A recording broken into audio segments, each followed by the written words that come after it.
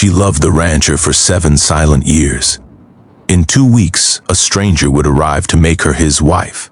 Subscribe to Wild Sky Stories. Turn on the bell icon so you can do not miss any new video.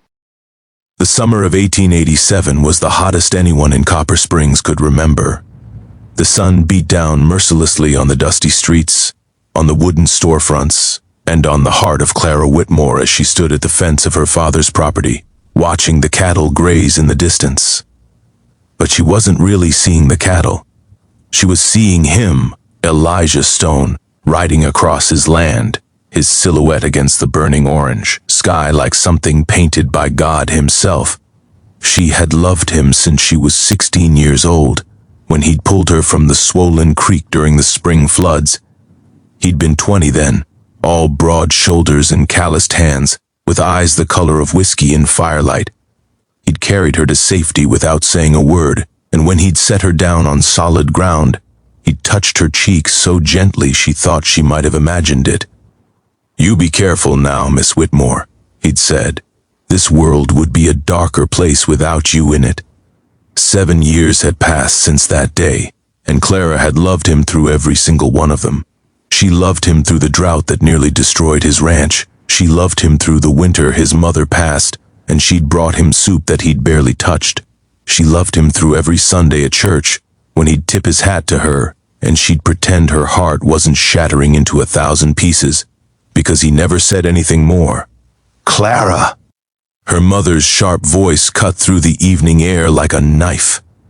Clara turned reluctantly from the fence, her calico dress swirling around her ankles as she walked back toward the house. The whitewashed walls glowed pink in the sunset, and for a moment, she could almost pretend everything was beautiful. But she knew what waited inside. She knew about the letter that had arrived 3 days ago, the one her father had read with a growing smile, while her mother clasped her hands together in delight. She knew about the arrangement that had been made without her consent, without her knowledge, without any consideration for the heart that beat inside her chest. Thomas Mercer was coming from St. Louis. He was wealthy, educated, and connected to some of the most powerful families in Missouri. He had seen a photograph of Clara at a business meeting with her father and had expressed interest in taking her as his wife. Just like that, with the coldness of a cattle transaction, her future had been decided. "You should be grateful," her father had said when she'd wept. "Mercer can give you things I never could. A fine house, servants, security." But Clara didn't want fine houses or servants. She wanted calloused hands and whiskey-colored eyes. She wanted to wake up to the smell of prairie grass and fall asleep to the sound of coyotes singing in the distance. She wanted Elijah Stone, even though he had never once told her he wanted her too. The next morning, Clara did something she had never done before. She saddled her horse before dawn and rode to the Stone Ranch, her heart pounding so hard she could hear it echoing in her ears. The property wasn't grand, a modest cabin, a weathered barn, fences that needed mending, but to Clara, it was the most beautiful place on earth because he was there. She found him by the well, drawing water for the horses. He looked up when he heard her approach and something flickered across his face. Surprise, perhaps, or something deeper that he quickly buried beneath that stoic expression he always wore. "Miss Whitmore." He set down the bucket and wiped his hands on his trousers. "Everything all right at your father's place?" "No," Clara said, dismounting with more determination than grace. "Nothing is all right, and I don't know that it ever will be again." Elijah's brow furrowed. He took a step toward her, then stopped himself, as though some invisible barrier stood between them that he dared not cross. "What's happened?" "My father has arranged for me to marry." The words tasted like ash on her tongue. "A man from St. Louis, a stranger. He arrives in 2 weeks, and the wedding will be held the following Sunday." The silence that followed was deafening. Clara watched Elijah's face for some sign, any sign, that this news affected him. His jaw tightened, his hands curled into fists at his sides, but his expression remained carved from stone, and Clara felt her hope begin to crumble. "I see," he said finally. "I wish you happiness, Miss Whitmore." "Happiness?" Clara's voice broke. "How can you wish me happiness when you're sending me to my grave? Because that's what this is, Elijah. A slow death. Every day spent with a man I don't love, pretending to be something I'm not, withering away until there's nothing left of the woman I was meant to be. Clara. It was. The first time he'd used her Christian name and it fell from his lips like a prayer. You don't know what you're saying. I know exactly what I'm saying." She moved closer, close enough to see the tiny scar above his left eyebrow, close enough to smell the leather and sage that seemed to cling to him like a second skin. "I'm saying that I love you. I've loved you since I was 16 years old, and I will love you until the day I die, whether I'm married to another man or not. Tell me you don't feel the same and I'll leave. I'll marry Thomas Mercer and never speak of this again. But if you do feel it, if there's even a small piece of your heart that belongs to me, please, Elijah, please don't let them take me away." For a long, terrible moment, Elijah simply stared at her. Then something in him seemed to break, like a dam finally giving way to the relentless pressure of the water behind it. He reached out and cupped her face in his hands, his thumbs tracing the tears that had begun to fall down her cheeks. "I have loved you every day for 7 years," he said, his voice rough with emotion. "I have loved you from afar because I had nothing to offer you. No money, no future. Nothing but this broken-down ranch and a name that means nothing to anyone. Your father would never have accepted my suit, and I would never have shamed you by asking you to lower yourself." "Lower myself?" Clara laughed through her tears.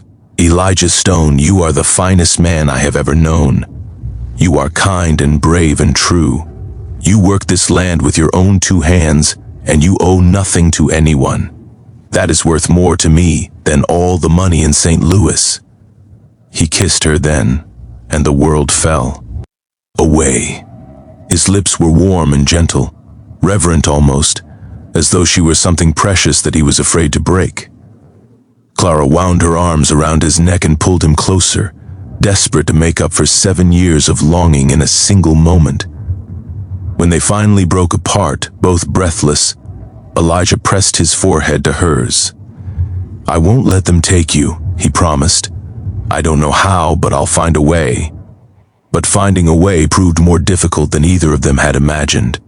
When Clara returned home, her father was waiting with thunder in his eyes.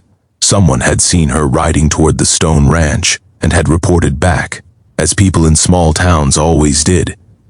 "You will not see that man again," William Whitmore declared. "Do you understand me? Elijah Stone has nothing, no prospects, no future, no standing in this community. Thomas Mercer can give you everything. Everything except love," Clara shot back. "Everything except happiness."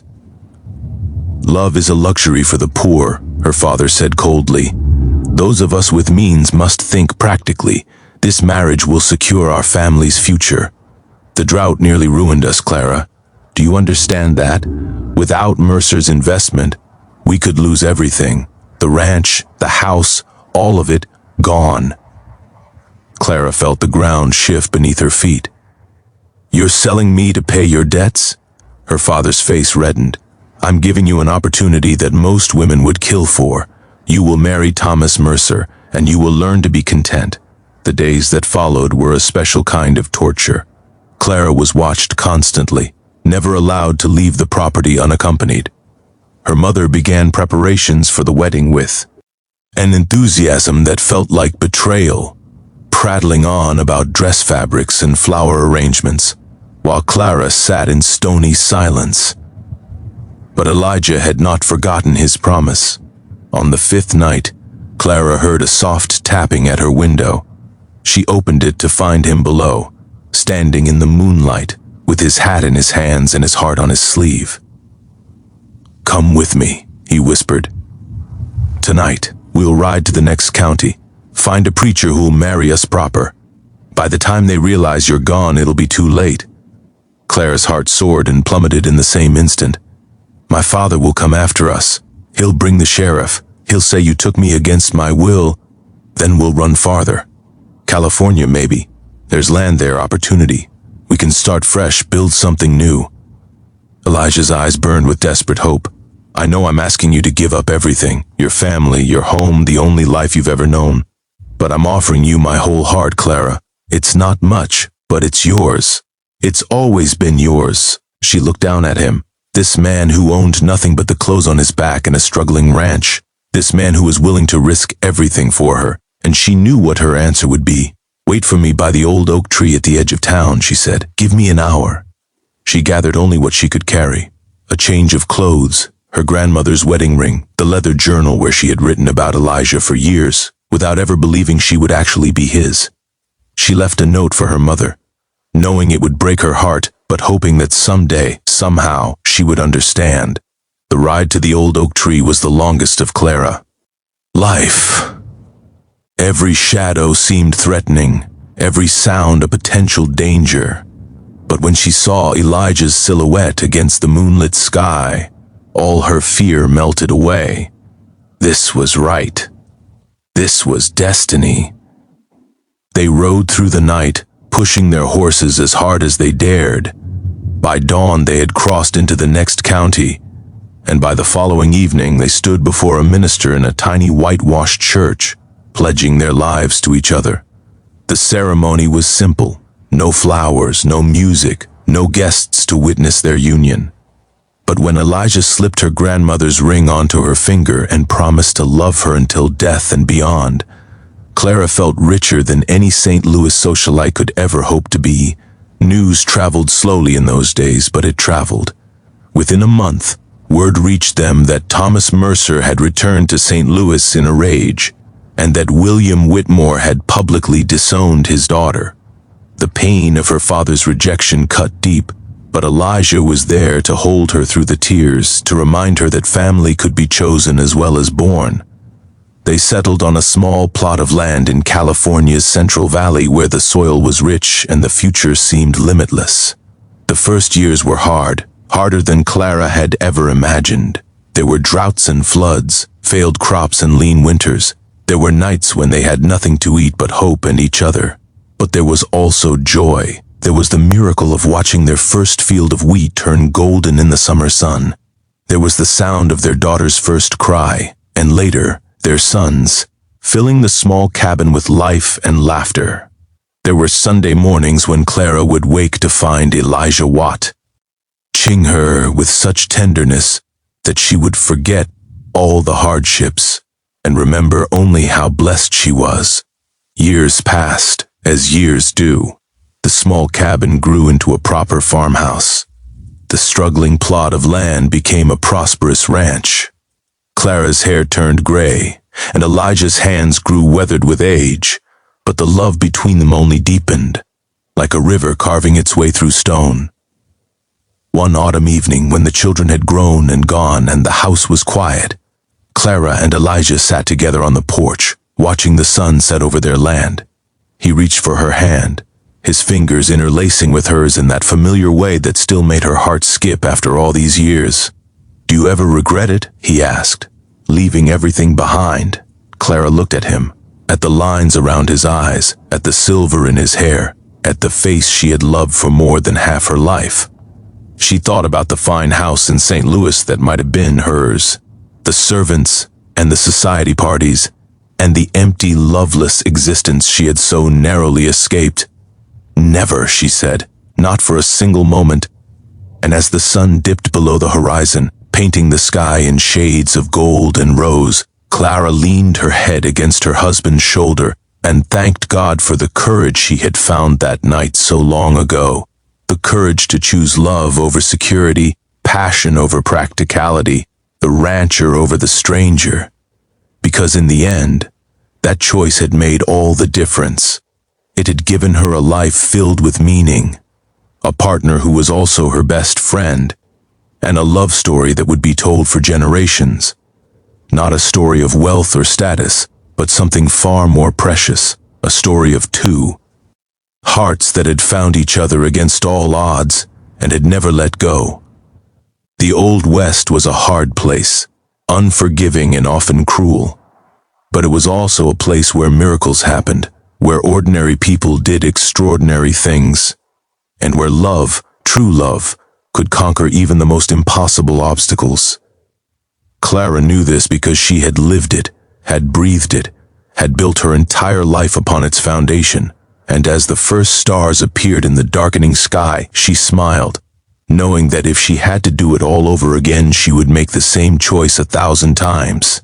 Because some loves are worth everything. Some loves are worth the whole world. Hers was.